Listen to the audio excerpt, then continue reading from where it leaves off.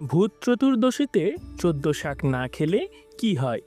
ভূত চতুর্দশীর রাত মানে দীপান্বিতা অমাবস্যার আগের রাত। লোককথা বলে এই রাতে অশুভ আত্মা, প্রেতাত্মা ও অদৃশ্য শক্তি সক্রিয় হয়ে ওঠে। তাই এই দিনে বিশেষ নিয়ম মানা হয়। ১৪ প্রদীপ জ্বালানো, ১৪ শাক খাওয়া ও ঘর পরিশুদ্ধ রাখা।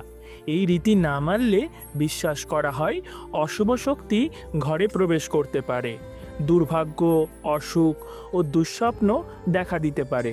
লোকবিশ্বাসে বলা হয় ১৪ শাক খাওয়া মানে শরীর ও আত্মার উপর এক প্রকার সুরক্ষা বলয় তৈরি করা। এই শাকগুলো প্রকৃতির আশীর্বাদ, যা অশুভ শক্তি ও রোগ উভয়কেই আমাদের থেকে রক্ষা করে। ভূত চতুর্দশী রীতির অন্য একটি দিক হলো পূর্বপুরুষদের আত্মার শান্তি কামনা করা। লোকমতে ১৪ শাক ও ১৪ প্রদীপের মাধ্যমে পূর্বপুরুষের আত্মারা শান্তি পায়। তাই এই নিয়ম মানা না হলে বলা হয় পূর্বপুরুষদের আত্মারা অসন্তুষ্ট হয় এবং ঘরে অশুভ প্রভাব বৃদ্ধি পায়। এই কারণেই অনেক পরিবারে এই দিন অবশ্যই ১৪ শাক রান্না করা হয়। যতই কম খাওয়া হোক, একটু করে সবাই মুখে দেয়।